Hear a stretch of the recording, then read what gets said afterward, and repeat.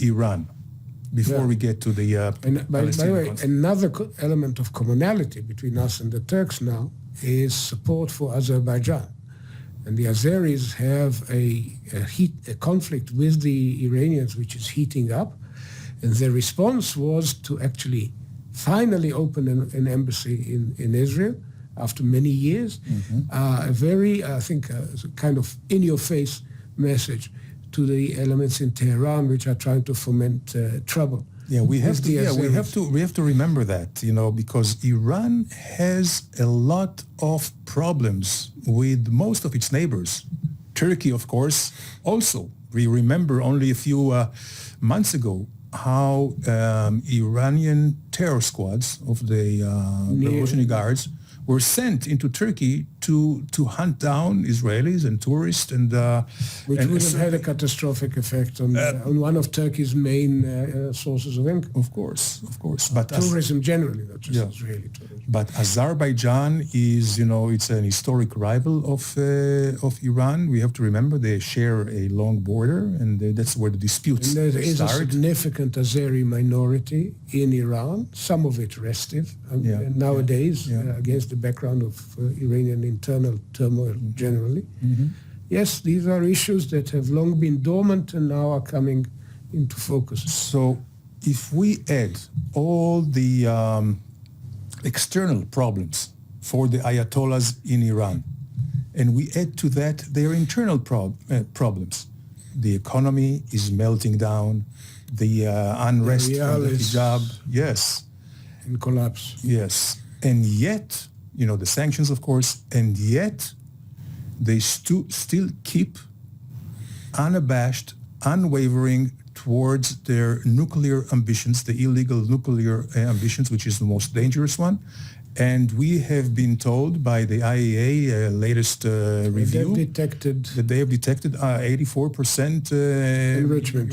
And so a very short distance from actually the what they call military grade. Yes, and where do we even go? European countries which have been very cautious in their statements in the past, for example, Annalena Baerbock in her meeting with Israeli Foreign Minister Eli Cohen in Berlin said that there is no civilian justification for the current levels of enrichment. So the Germans are openly saying that the Iranian project is a military project. All of this is creating a very dramatic situation which may come in, bring all of us into a major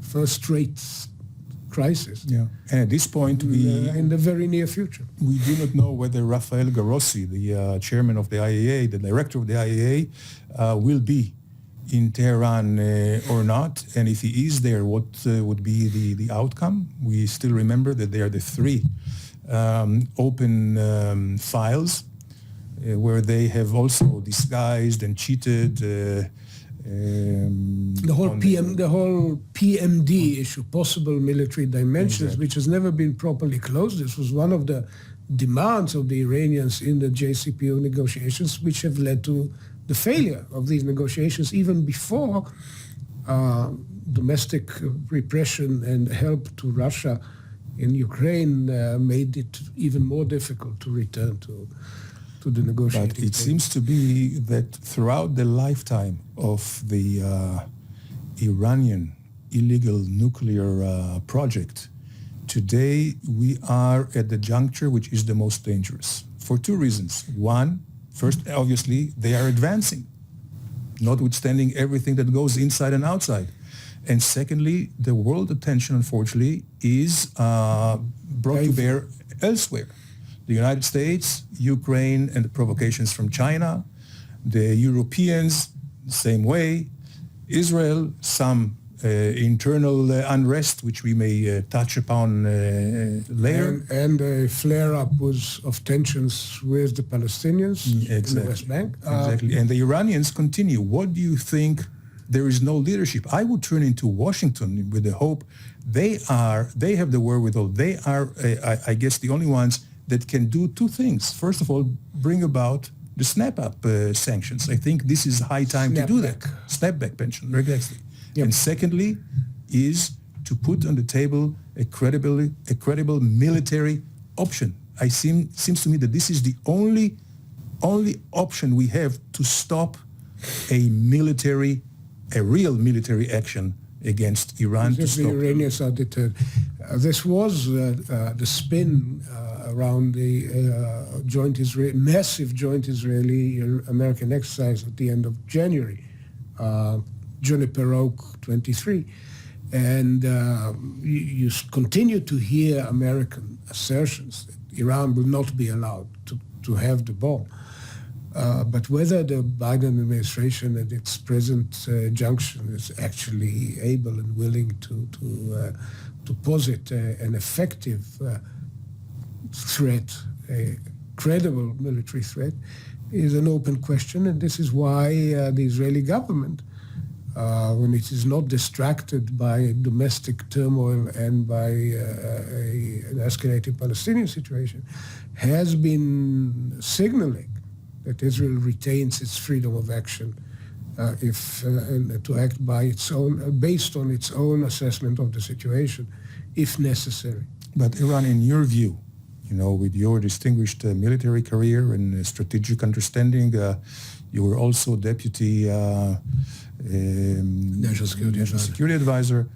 Can Israel go alone in the sense that does it need an approval from the U.S. not only for the formations going together, but in terms of the aftermath?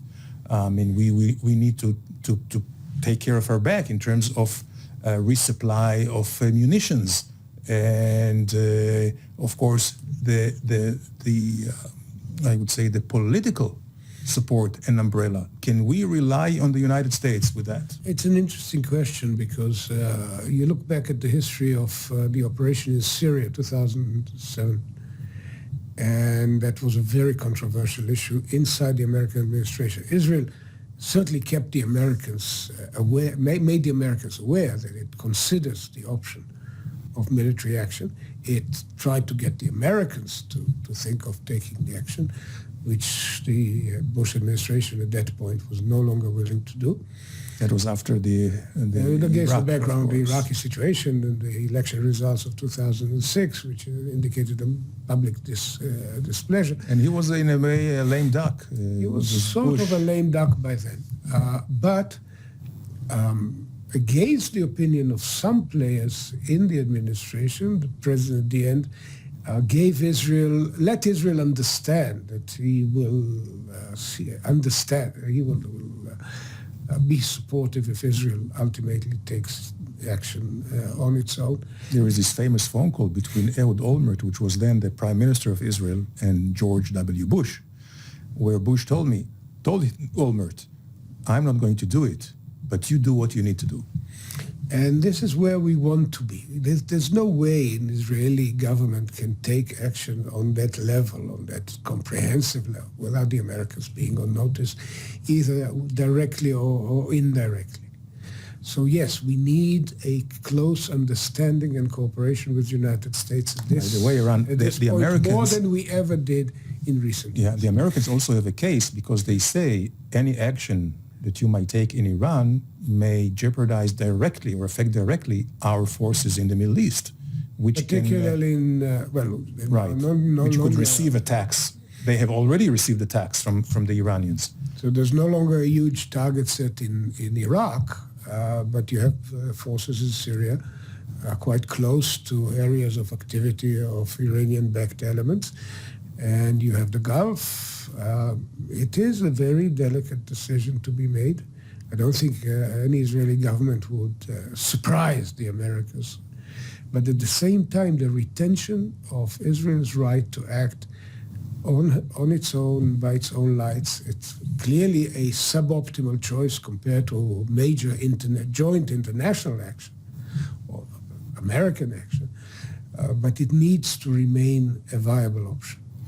Yes, and I think what we have now also is an added value and advantage that we didn't have in the case of Syria or back in 81 in Iraq, the Tammuz reactor, is that today the geopolitical situation is much better, and also on a military to military, we have cooperation with Arab military armies in the Gulf, which Yes, could be very including the useful. launching of a joint naval capacity and rumors about major joint intelligence facilities in the Indian Ocean. So we are living in a very different world. But this is also the reason why I believe the Prime Minister of Israel and the National Security Advisor authorized his National Security Advisor and his team to come to some initial understandings with regional players and the United States, and even with the Palestinians, despite the acute displeasure of elements within his own coalition. In the Aqaba summit on Yes. the 26th of February, because there was a sense that we need to keep our hand in the American hand on the Palestinian question, at least on return as much as possible to conflict management with the Palestinians, so as to lay the foundations for a closer cooperation on what is the most important issue of our time, which is Iran. which is the Iranian nuclear issue. Absolutely, and it seems to be that this is high time. And just as we speak, we have a high-level delegation of national security, people of Israel, in Washington, The DC. regular annual going out. Yes, Yeah, and the annual high-level strategic Dialogue, consultation between the at the level of national security. Yes, and there's no doubt that Iran will loom large. But you mentioned the Aqaba meeting. Some people call it summit. It wasn't a summit. It was Right. a It level was of high working high level. Yes, high working level. Yes, Israel was represented by the National Security Advisor and the head of Shin Bet, and as well as the head of policy in the Ministry of Defense and the coordinator of policy in the territories. yes, General yes, Alian. Russell, absolutely. Druze.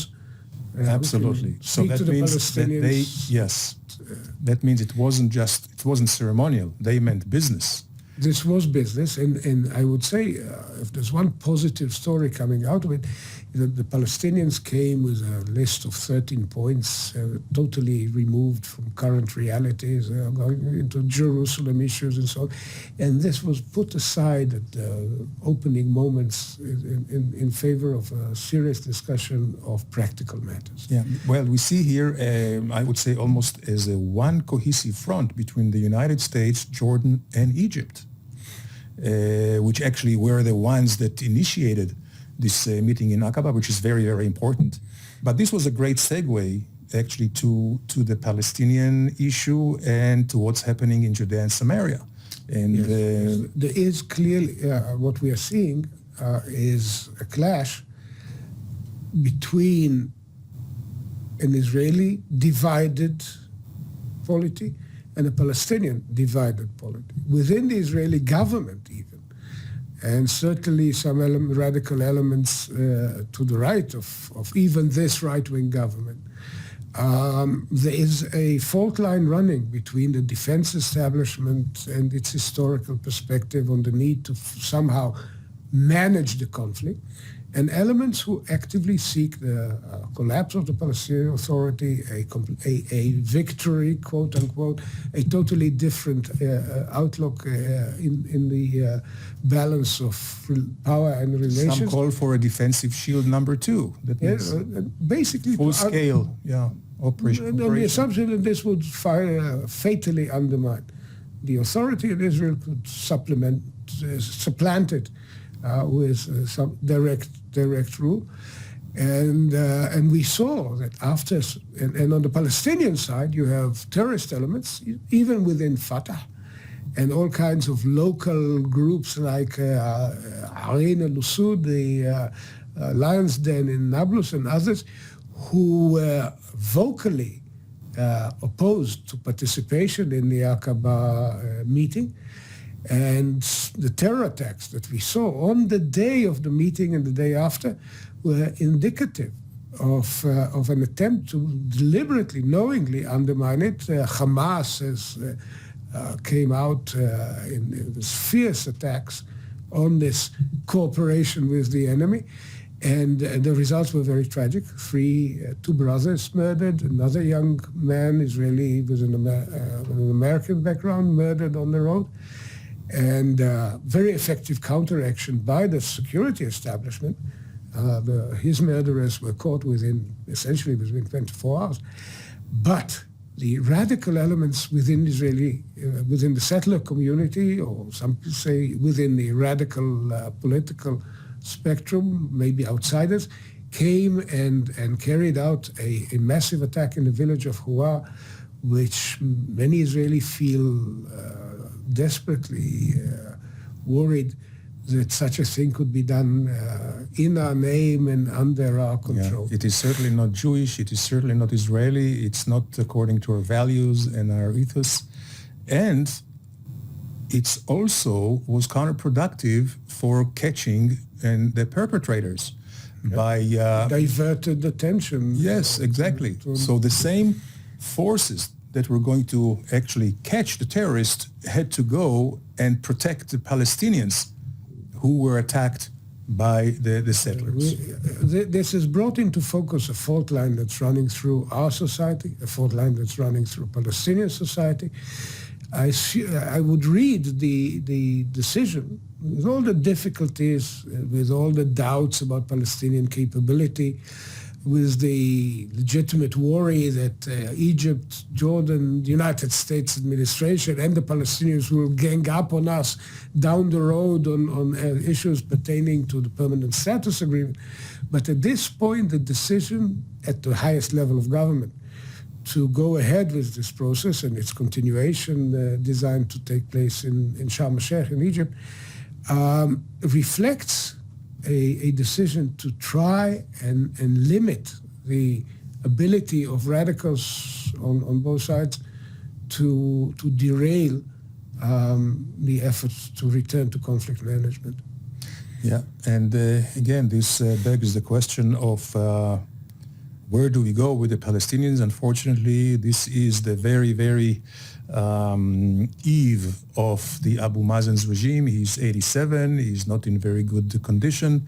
Already, some of his lieutenants and others in the Palestinian Authority are gearing up for the power game. Yes, which may be a very violent power game, which no doubt will spill over to us. But this is something that we will really have to look into. Unfortunately, our program is coming to an end, but we will definitely come back to these issues of the Palestinian Authority. Hamas, we didn't mention what's happening in Gaza. Hangs in, economically hangs in the balance. There's quite a lot. No grains from the Ukraine. It's a problem. So thank you very much. It was another edition of Middle East Review, and we will see you here all soon.